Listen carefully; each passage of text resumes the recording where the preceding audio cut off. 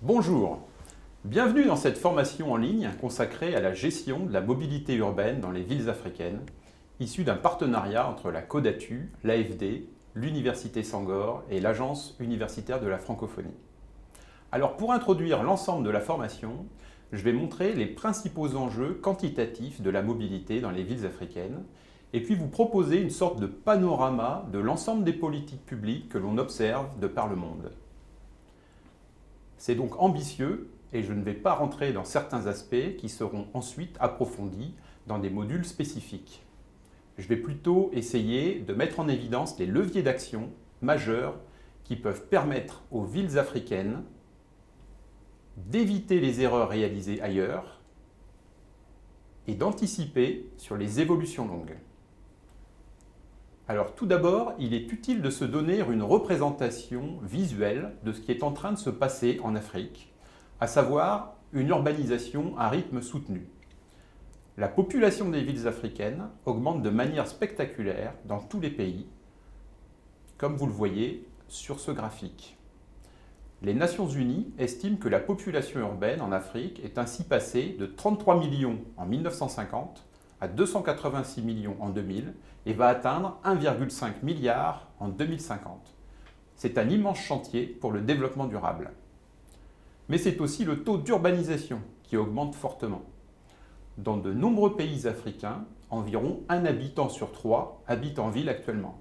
Ce sera 2 sur 3 en 2050. La mobilité urbaine est une composante cruciale dans cette urbanisation, par son rôle économique et social, mais aussi parce qu'elle structure la forme urbaine sur la longue durée. Elle commence déjà à poser des problèmes considérables dans les plus grandes villes d'Afrique. Pour n'en citer que quelques-uns, la congestion, qui peut impacter lourdement l'économie du pays. Par exemple, au Caire, elle fait perdre jusqu'à 4 points au PIB égyptien, selon la Banque mondiale. La pollution de l'air, qui provoque la mort de plus de 4 millions de personnes par an dans le monde, selon l'Organisation mondiale de la santé. Et certaines villes africaines atteignent les plus hauts niveaux observés de pollution. Les accidents liés au déplacement en ville sont également en très forte croissance en Afrique. Cette urbanisation est donc un défi considérable pour l'Afrique, mais aussi une opportunité pour que des politiques publiques puissent accompagner efficacement le développement des villes et profitent des nombreuses leçons, réussites et erreurs que l'on a pu observer dans les pays urbanisés depuis plus longtemps. Il est nécessaire ici de tenter de visualiser l'évolution classique de la mobilité dans une ville en croissance. On distingue en général 5 étapes ou âges de la mobilité urbaine, qui sont des résumés simplifiés, mais qui permettent de bien comprendre les processus en cours. Le premier âge est celui du transport artisanal.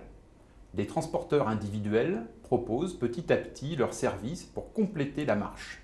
C'est le début des minibus, rickshaws, taxi-moto, cyclopousse, taxis partagés, etc.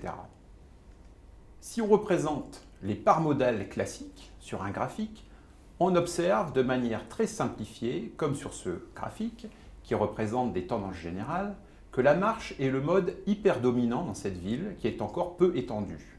Les autres modes sont peu développés. Dans un deuxième âge, celui de la congestion, la voiture individuelle commence à se développer et rapidement les infrastructures existantes ne suffisent plus. On assiste aux premiers embouteillages aux heures de pointe. Parfois, des transports en commun institutionnels sont mis en place, mais cela est souvent un échec, faute de financement public, de maintenance, d'infrastructures correctes. Ce fut le cas dans de nombreuses villes africaines. On peut citer Niamey, Lomé, Douala, Ouagadougou ou Antananarive. Elles ont eu des flottes de bus qui se sont effondrées à différentes périodes et parfois à plusieurs reprises. La réaction des pouvoirs publics est alors une tentative d'adaptation à ces évolutions, essentiellement sous forme de nouvelles infrastructures routières, rocades, carrefours, nouvelles routes périurbaines, nouveaux parkings en ville, etc. C'est le troisième âge, celui de l'adaptation à la voiture. Mais le taux de motorisation augmente rapidement. La qualité du parc automobile progresse. Le transport artisanal décline et la marche finit par disparaître en grande partie, sans qu'un système de transport en commun soit en mesure de peser dans ces évolutions. De nombreuses villes africaines sont au début de cette période qui peut durer longtemps, dans une sorte de course-poursuite entre la croissance du parc automobile et la croissance des infrastructures dédiées à la voiture. La sortie de ce cycle infernal réside dans le développement de transports en commun efficaces sur des axes forts, avec une diversité de solutions de déplacement intégrées entre elles. C'est le quatrième âge, celui de l'intégration multimodale. Le fait d'avoir une alternative crédible à la voiture permet à terme de diminuer sa place dans l'espace public et dans les investissements. De plus en plus de villes du Nord voient ainsi diminuer la part modale de la voiture, parfois de manière très nette. Un des problèmes majeurs est que si la ville est devenue très étalée, très peu dense, comme aux États-Unis, alors il devient impossible d'avoir une offre efficace en transport en commun. Il est donc crucial pour les villes africaines de réussir à limiter cet étalement qui se fait pour l'instant de manière massive. Enfin, dans la période la plus récente, de nouveaux acteurs et de nouvelles solutions de mobilité liées aux nouvelles technologies permettent de penser qu'un nouvel âge est en train de se préparer, celui de la révolution numérique, que je ne développe pas ici. Quand on analyse les politiques publiques en lien avec les questions de mobilité urbaine, on distingue en général trois approches possibles qui furent proposées à l'origine en Allemagne. Améliorer, reporter, éviter. On complète parfois cela par rendre possible pour indiquer que les questions de gouvernance et de planification sont aussi cruciales. Si on positionne ces approches sur notre graphe des âges, cela donne le tableau suivant. Améliorer l'usage de la route et reporter entre modes sont les approches les plus évidentes. La première intervient sur l'efficacité des véhicules particuliers et des infrastructures liées. La deuxième, sur l'efficacité des modes de transport en commun et doux, et les incitations pour les utiliser. Pour éviter, il s'agit d'intervenir sur la demande de déplacement, par la localisation de l'habitat, des emplois, des équipements et des infrastructures de transport. C'est sans doute le plus complexe, mais aussi le plus structurant sur le long terme. On peut dresser ainsi un panorama des politiques qui sont menées suivant cette grille d'analyse. Nous n'allons pas rentrer dans les composantes de ce panorama qui seront abordées ultérieurement.